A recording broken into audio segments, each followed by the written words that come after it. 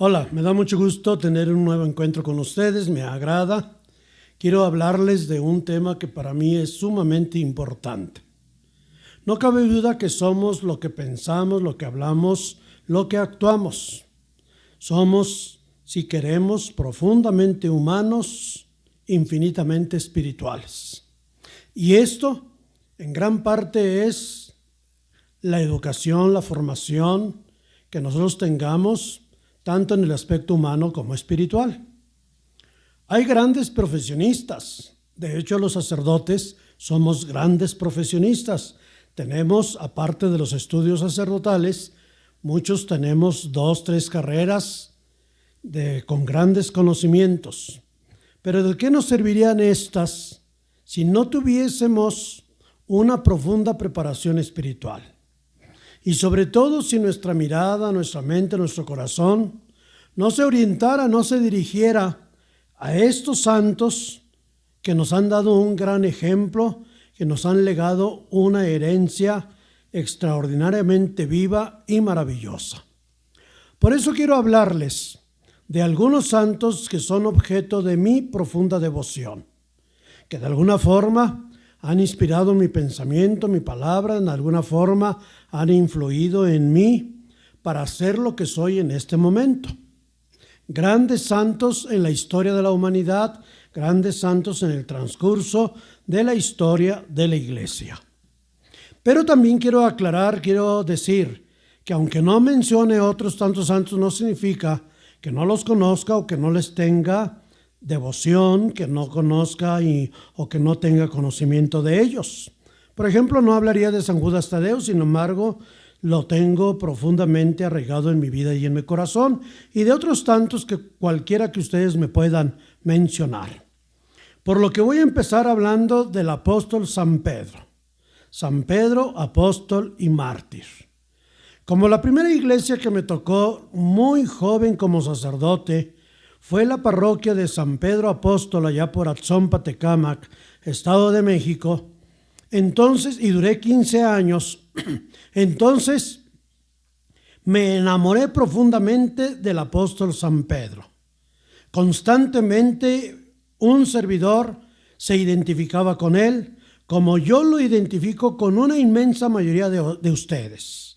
Indudablemente, perdonando la expresión de mis palabras, el apóstol San Pedro es el prototipo de toda persona humana, es el prototipo de todo santo. Valiente, honesto, generoso, es profundamente entregado, nos habla de la grandeza humana, pero también de la grandeza del espíritu. Sabemos que el santo apóstol era de Betsaida de Galilea y que Cristo lo llamó al pie del mar, junto con sus hermanos, sus compañeros, es hermano del apóstol San Andrés, y fue cuando les hizo la invitación: vengan, que yo los voy a hacer pescadores de hombres. Pero ¿quién es el apóstol San Pedro? El apóstol San Pedro sabemos que era casado, lo dejó todo por seguir a Cristo. Era un hombre muy honesto, muy entregado, muy generoso. Pero era profundamente bestial, salvaje. Hoy se dejaba llevar por un espíritu de valentía, de arrojo, y el día de mañana se mostraba profundamente cobarde, como muchos de nosotros, no cabe duda. Tú eres el Hijo de Dios, te seguiré a donde quiera que vayas.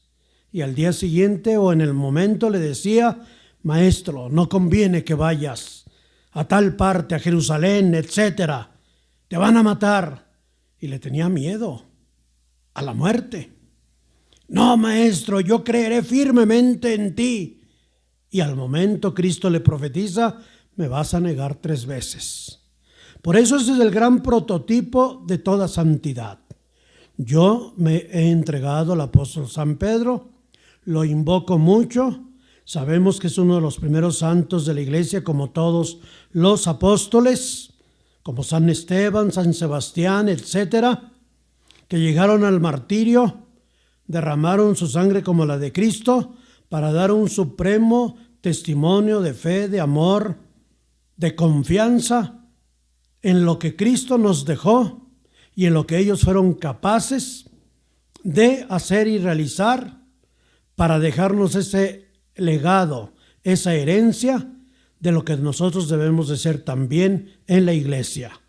Apóstol San Pedro, te pedimos que nos cubras con tu sombra, como nos lo dice el libro de los Hechos de los Apóstoles, para que con tu sombra, bendito apóstol, seamos protegidos y asistidos y nos lleves siempre por el camino de la santidad.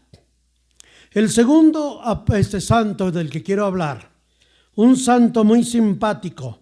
Para esto damos un gran salto en la historia de la humanidad y nos trasladamos hasta del año 63 del apóstol San Pedro, nos trasladamos al año 1843 o 42 y 1857, época en la que vivió Santo Dominguito Sabio. Un santo muy simpático, como ya dije, alumno de San Juan Bosco, que me llama poderosamente la atención por su profunda fe, por su inocencia, por su capacidad de entrega. Santo Dominguito murió, pues diríamos que mártir, ¿por qué no? Ya que fue una enfermedad pulmonar la que lo postró en la cama y se entregó con todo amor y generosidad. Aquí la enseñanza que nos deja Santo Dominguito es, sobre todo para aquellos que dicen, es que la iglesia está cerrada, es que quiero entrar a hacer oración, aprendan de Santo Dominguito. ¿Qué hacía Santo Dominguito Sabio?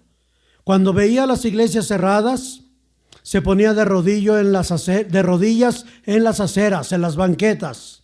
Y si había manera de acercarse a la puerta de la iglesia, ahí se ponía en oración y entonces hacía su adoración, su oración al Señor a puerta cerrada de la iglesia, pero no dejaba de hacerlo.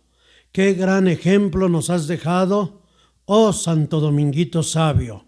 Ayúdanos en tu inocencia, en tu genuina sinceridad, a ser como tú y a saber ponernos de rodillas ante la presencia de Dios. De ahí damos otro salto, 1857 al año de 1890, para contemplar a la más querida santa de toda mi vida, la que me marcó definitivamente. Como yo digo, ¿que no se puede uno enamorar de un niño o de una niña? Lo digo incluso en doble sentido. Claro que sí, porque si es el caso que les digo, todos nos debíamos de enamorar de un niño o de una niña, no para hacerles daño. Repugno, rechazo la violencia contra los niños y las niñas y contra cualquier persona adulta.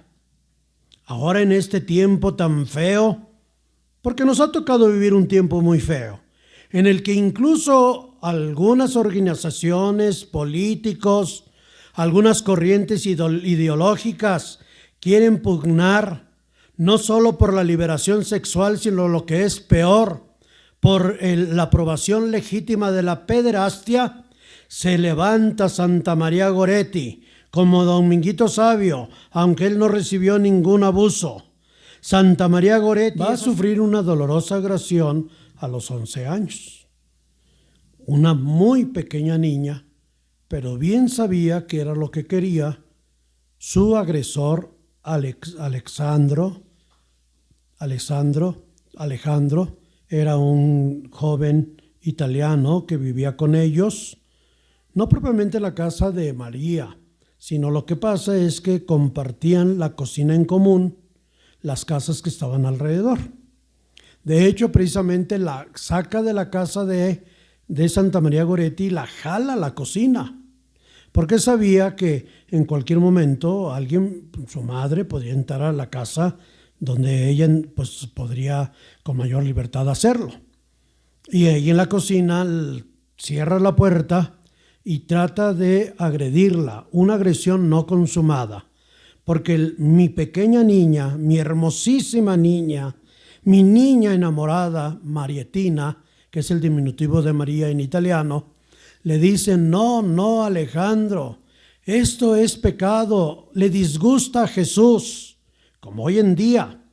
Esas personas que quieren aprobar la pederastia le disgusta a Jesús, van en contra de Jesús. Grandes políticos, grandes instituciones, Dios nos libre de esas personas que quieren legitimar la pederastia y que perdone a todos aquellos que han abusado de niños y de niñas, mancillando su honor y su dignidad.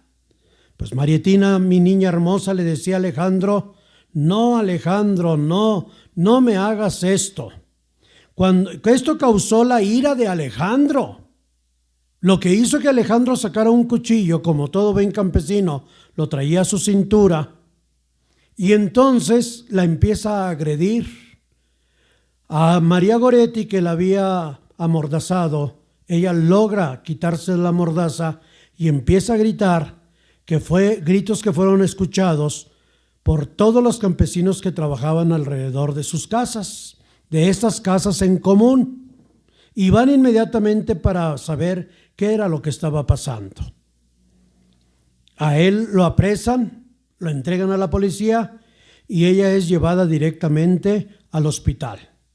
Ahí en el hospital se encuentra su mamá, María Asunta, y durante una noche de agonía en la que también se encontraba el señor cura, esta María Goretti le decía: mamá, señor cura, perdonen a Alejandro, porque no sabía lo que hacía. Perdónalo, mamá, no sabía lo que hacía.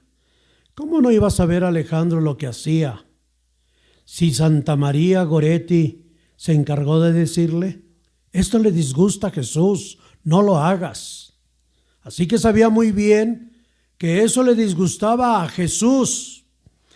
Su mamá, apremiada por la petición de ella, y después de una larga noche de agonía de mi querida santa, ella fue a la cárcel cuando, una vez que le enterraron a Santa María Goretti, y ella fue a la cárcel y visitó a Alejandro y le dijo: te vengo a perdonar porque mi niña me dijo que te perdonara.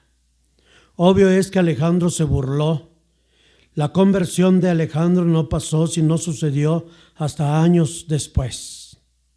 Y sucedió cuando una vez en sueños se le apareció Santa María Goretti, que con un ramo de flores en sus manos se lo entregó a Alejandro como signo de su amor y de su perdón por este muchacho que tanto mal le había hecho. Ahí hay dos grandes lecciones. La petición de perdón de Santa María Goretti a su madre Asunta.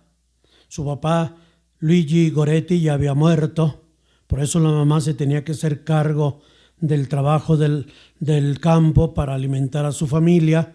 María Goretti, como hermana mayor, se hacía cargo de los niños. Y ella dio el perdón y le pidió a su mamá que también perdonara a Alejandro. Y lo perdonaron. Alejandro, con el tiempo, salió de la cárcel, ya se había convertido, y lo primero que hizo fue ir a la casa de Asunta, la mamá de Marietina. Y ahí se reconciliaron y después estuvieron juntos en la beatificación y santificación de mi niña hermosa Marietina, terminando él sus años como portero de un convento capuchino. Él pasó después toda su vida, prácticamente una vida de oración, de súplica, de petición a Dios para el perdón, para la bondad, la misericordia, entregado a Dios, a la Santísima Virgen y a Santa María Goretti. Del año 1896 damos un brinco al año de 1927, la persecución cristera. Surgieron muchos santos y santas mártires. Ahí está el padre San Pedro de Jesús Maldonado, el padre Santo Toribio y muchos otros santos que podría seguir mencionando, primos de mi papá. Gracias a Dios, esa fortuna, esa gracia, esa bendición de que tenemos familiares mártires y que han sido y son un ejemplo para seguir. De entre ellos quiero destacar al santo beato, porque todavía no lo canonizan, pero yo ya lo digo, santo beato Anacleto González Flores. A él lo invoco mucho porque aparte de haber sido un gran profesionista, un emprendedor por su negocio de la imprenta y profundamente preparado en la fe y en la religión, el santo beato Anacleto González Flores encabezó la lucha cristera en Jalisco. Nacido en Tepatitlán, al igual que mi papá también en Tepatitlán.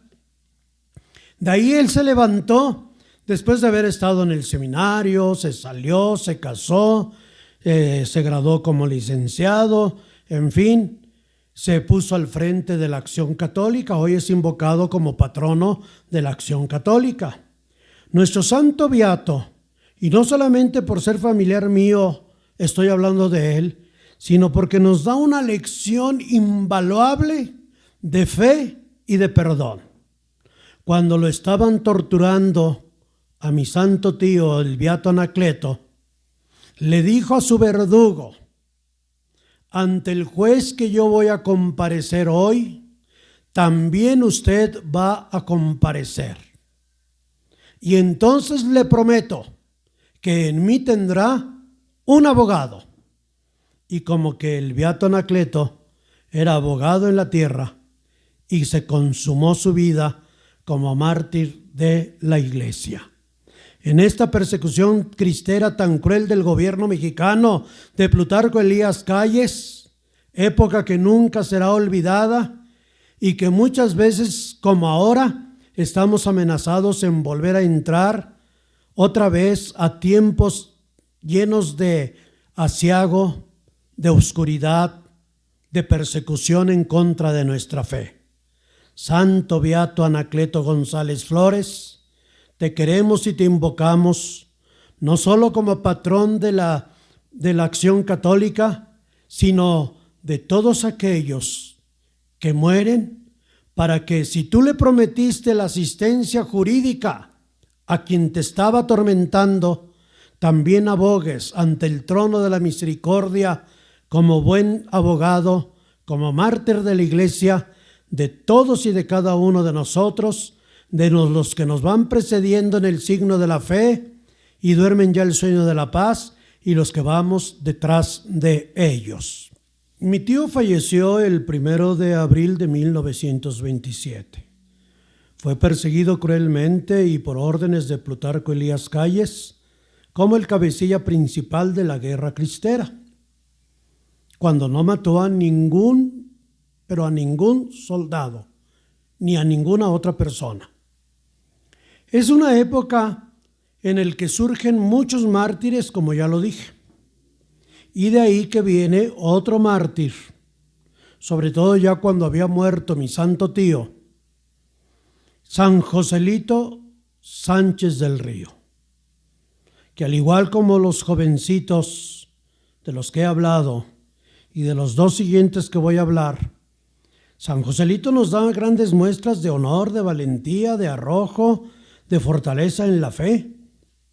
Le dice ni más ni menos a su mamá María del Río: nunca ha sido más fácil ganarse el cielo que en este momento. Quiero ir a la guerra cristera como ayudante. Además, nunca le permitieron ni siquiera que pudiera portar un fusil. Él da su vida para que un general, uno de los generales principales que la organización cristera había puesto al frente para defenderse, da su vida cuando le da el caballo. Y entonces San Joselito es llevado preso a Zaguayo. Es encerrado en el bautisterio donde había sido bautizado, y ahí lo dejan hasta que sea enjuiciado. San Joselito, como la inmensa mayoría de los mártires cristeros, sufrieron lo indecible. Rebanaron sus tiernos pies, le hicieron coyunturas en su cuerpo, lo maltrataron, la jalonearon, con los pies todos heridos en las plantas, lo hicieron caminar por terracería, al pie de la cruz de Cristo y en el cementerio, en su sepultura. Ahí fue donde lo acribillaron. Le dieron una serie de balazos, o uno o dos, los que hayan sido, y ahí cayó muerto San Joselito, por el honor de la fe, por el honor de la iglesia. Quiero decir que cuando mi tío murió, San Joselito fue a visitar la tumba con su familia, porque San Joselito estaba enfermo o se enfermó. Y entonces la gente le recomendó a su familia que lo llevaran a la tumba de Anacleto, porque Anacleto ya empezaba a hacer milagros. Y entonces San Joselito no le pidió su salud, sino que le pidió ser mártir como él. Fue su inspiración, como ahora debe de ser la inspiración, San Joselito, de todos y de cada uno de nosotros. ¿Qué habrán sentido sus papás Macario, Sánchez, María del Río, de esta muerte en la que ellos le dieron él les dio una lección muy grande a sus papás, pero que a final de cuentas no fue ninguna otra cosa más que lo que ellos le enseñaron a San José Luis Sánchez del Río? De ahí damos otro brinquito en la historia y llegamos a la santidad de otro beato, Carlo Acutis, que entregó su vida por la fe y en la que, aunque no murió mártir, sí los podemos considerar verdaderos mártires, como a Santo Dominguito por la enfermedad de sus pulmones, como a este joven beato que es admirable, que tiene frases muy hermosas, el beato Carlo Acutis, que muere de una leucemia terrible, pero en el que a los 15 años, pero en el que él ya se había convertido en un influencer admirable. Por algo le dicen que es el influencer de la Sagrada Eucaristía. Tiene frases como que la Eucaristía es la autopista más fácil para ir al cielo. Qué hermosas palabras del santo beato Carlo Acutis. A él, como a mi tío, deseamos tanto verlos ya en la santidad, para poderles dar un culto más amplio y público, pues como ellos se lo merecen. Vamos a dar de este beato que es hermoso, deberíamos de interesarnos. Si ustedes digitan beato Carlo Acutis, van a encontrar muchísima información en torno a él, mucho más que los santos anteriores, y de los santos anteriores hay, con mayor razón, estos santos beatos que son más modernos y en el que el internet se encarga ya de guardar muchísima información en la que fácilmente nosotros podemos entrar en ella, pues para poder aprender lo que es una verdadera y auténtica fe. Ellos van a normar nuestra vida, nuestro pensamiento, nuestras palabras, nuestras obras.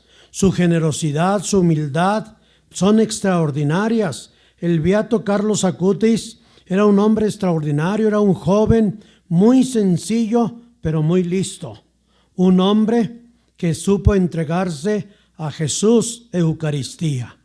Para todos nosotros que amamos tanto la Eucaristía, Carlo es un verdadero y vivo ejemplo para cada uno de nosotros. Y de ahí vamos a saltar al último beato que quiero hablarles.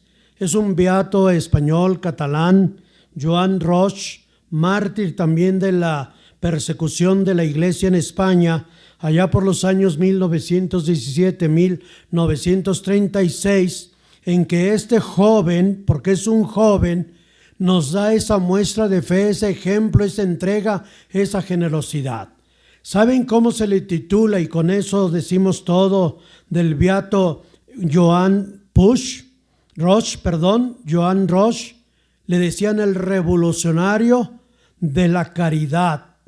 Imagínense ustedes, el beato Joan Roig robaba almas para Dios. Se le invoca y se le dice: te pedimos que nos ayudes a robar almas para Dios. Divino tesoro, en el que el beato Joan Roch nos enseña a ser generosos, verdaderamente entregados, a vivir profundamente nuestra fe, nuestro cristianismo, a ser mejores hombres y mujeres, pero sobre todo grandes y extraordinarios santos y santas de Dios, que estemos ante la presencia de Dios. Muchas gracias por su atención y su paciencia. Gracias por escucharme. Díganme qué es lo que desean de lo que hable. Con gusto lo haré. Dale un clic al video. Suscríbete. Pásalo a tu familia. Necesitamos todavía muchos suscriptores para que aprueben nuestro canal y poder así tener ese contacto único, individual, personal contigo, y poder llegar también a muchas y muchos hombres y mujeres, a muchas personas, para tener ese contacto en Jesucristo nuestro Señor y en la Santísima Virgen María, nuestra dulcísima Madre. Les digo adiós, pero antes, sobre todo, les doy mi humilde y sincera bendición. La bendición de Dios Todopoderoso, Padre, Hijo y Espíritu Santo, descienda sobre ustedes, sobre sus familias, y así permanezca para siempre. Amén. Que los santos y los beatos de los que hemos hablado hoy intercedan por nosotros, nos protejan y nos asistan y nos alcancen la gracia de la santidad.